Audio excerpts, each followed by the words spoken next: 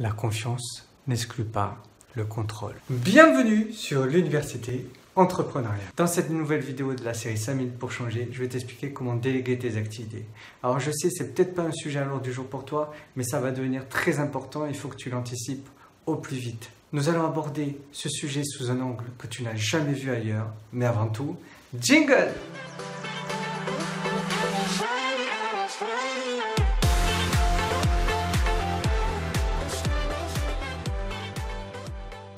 Déléguer son activité est primordial et il faut comprendre que c'est essentiel. Pourquoi? Parce que nous avons qu'un domaine de prédilection. Il faut savoir que dans une entreprise, il y a 5 domaines de prédilection. Il y a les finances, la gestion, le juridique, la communication et les systèmes opérationnels.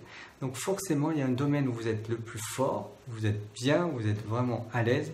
Puis il y a d'autres domaines vraiment où vous savez faire, mais vous n'êtes vraiment pas expert, vous ne vous éclatez pas tout simplement dans ce domaine. Et pour cela, il faut absolument déléguer cette partie-là à votre associé. Ou bien essayer de compléter par des intervenants externes, des partenaires. Donc il est primordial d'identifier son domaine donc majoritaire, ou son espace majoritaire. Donc là, il est très important quand vous déléguez en fait cette activité, que vous passiez par des conventions.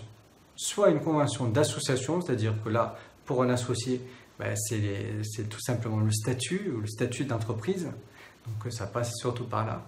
Quand c'est un partenaire d'affaires qui est extérieur à votre entreprise, ça va être une convention de partenariat, une convention partenariale. Et pour cela, il faut vraiment que cette convention comporte plusieurs mentions, on va dire, plusieurs thématiques, plusieurs clauses. Tout d'abord, pensez à la clause de durée. Combien de temps va durer cette collaboration? C'est très important de le marquer dans le contrat. Ensuite, bien sûr, le tarif. Ensuite, quelque chose de très important, la clause de confidentialité. Le secret professionnel est essentiel dans le business. Bien sûr, il faut mettre en place un comité de suivi de cette délégation. Et comme le disait Lénine, la confiance n'exclut pas le contrôle. Donc, il faut mettre en place des comités stratégiques ou opérationnels avec votre partenaire à qui vous allez déléguer une activité. Déléguer ne veut pas dire oublier l'activité. Il faut bien sûr la suivre.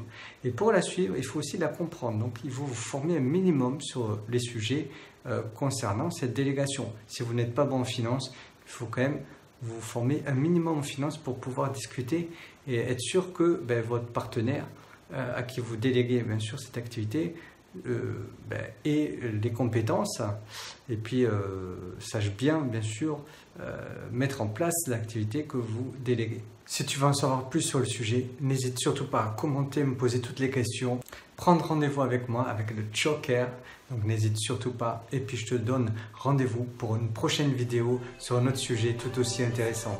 Ciao!